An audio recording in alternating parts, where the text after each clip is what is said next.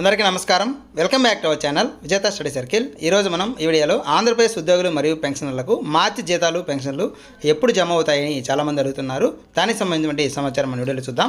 అంతకన్నా ముందుగా మన ఛానల్లో అందరికీ జీతాలు పెన్షన్లు జమ అయ్యే వరకు ఎప్పటికప్పుడు 100% ఖచ్చితమైన తాజా సమాచారంతో వీడియో చేయడం జరుగుతుంది. అలాంటి వీడియోస్ కావాలనుకుంటే మన ఛానల్ సబ్స్క్రైబ్ చేసుకుని ఫాలో అవ్వండి. అలాగే ఉద్యోగులు మరియు పెన్షన్లకు సంబంధించి సపరేట్గా వాట్సాప్ గ్రూపులు ఉన్నాయి.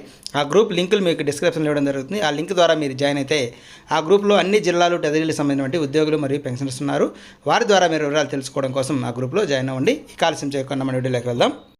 మనకి 1వ తేదీ సాయంత్రం నుంచి ఈ సర్వర్ అనేది పనిచేయడం లేదు. సిఎఫ్ఎంఎస్ సంబంధించి ఈ మెయింటెనెన్స్లో ఉండడం వల్ల అప్పటి నుంచి కూడా మనకి బిల్ స్టేటస్ తెలుసుకోవడం చాలా ఇబ్బందిగా ఉంది. అయితే చాలామంది ఈక్యూబైర్కి వెళ్ళాయి బిల్ నెంబర్స్ అని చెప్తున్నారు. అయితే ఎక్కడ కూడా ఏ బిల్లులో ఎటువంటి కదలిక అయితే లేదు. ఎవరికి కూడా ఇంతవరకు జీతాలు కానీ పెన్షన్లు కానీ 2వ తేదీ రాత్రి వరకు ఎక్కడ కూడా ఎవరికి జమ కాలేదు. ఈరోజు ఇంకా జమ అయ్యే అవకాశాలు కూడా లేవు. అయితే మనం గమనించినట్లయితే ఆర్బీఐ బాండ్ వేలంలో మన ఆంధ్రప్రదేశ్కి చోటు దక్కింది. అందులో మనకి దాదాపుగా 4,000 కోట్ల రూపాయలు రానున్నాయి. ఈరోజు అయితే బిడ్ జరిగింది. దీనికి సంబంధించి అమౌంట్ మనకి రేపు ఉదయం 3వ తేదీ ఉదయం 9-10 గంటల సమయంలో రావడం జరుగుతుంది. కాబట్టి ఏవైనా ఈ బిల్ స్టేటస్ పనిచేయకపోయినా సరే ఈ బిల్ కదలిక అనేది నైట్కి లేదా రేపు ఉదయంకి వచ్చి మనకి కొందరికి జమ అయ్యే అవకాశం ఉంది.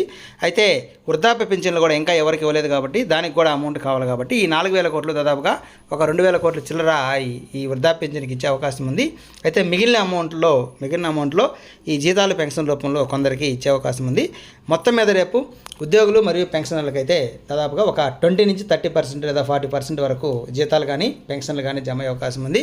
ప్రతి నెలలో మనం చూసినట్లుగానే గ్రామ వార్డు సచివాలయ ఉద్యోగులు, పోలీసులు, హెల్త్, రెవెన్యూ ఈ డిపార్ట్మెంట్ వారికి మొదటగా జమ అవుతున్నాయి. అదేవిధంగా రేపు ఈ ఆర్బీఐ ద్వారా వచ్చే వేలంలో ఈ వృద్ధాప్య పెన్షన్కి పోను మిగిలిన అమౌంట్లు మనకి మిగతా ఉద్యోగులు ఇప్పుడు చెప్పినటువంటి శాఖల ఉద్యోగులకి వచ్చే అవకాశాలు ఉన్నాయి. తర్వాత ఏమైనా మిగిలి ఉంటే కొందరికి పెన్షన్స్ కూడా వచ్చే అవకాశం ఉంది. కొందరికి మిగతా ఉపాధ్యాయులు కానీ విద్యాశాఖకు సంబంధించి కూడా వచ్చే అవకాశం ఉంది. ఎందుకంటే మనకు ప్రతిసారి కూడా ఈ విద్యాశాఖకు సంబంధించి అలాగే పెన్షనర్స్కి కొద్దిగా ఆలస్యం అవుతుంది. ఎందుకంటే మిగిలిన శాఖలకి వేసిన తర్వాత మాత్రమే ఎవరికి వేస్తున్నారు. కాబట్టి రేపు కూడా ఇదే ట్రెండ్ కొనసాగే అవకాశం ఉంది.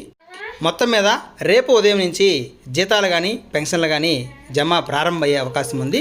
అయితే అందరికీ రేపు వస్తాయని చెప్పలేం. ఎందుకంటే కొద్ది అమౌంట్ మాత్రమే వస్తుంది కాబట్టి ఆ అమౌంట్ అడ్జస్ట్ అయ్యే వరకు ఎవరైతే బిల్లులు ప్రయారిటీ ఇస్తున్నారో వారి ప్రకారం జమ అయ్యే అవకాశం ఉంది.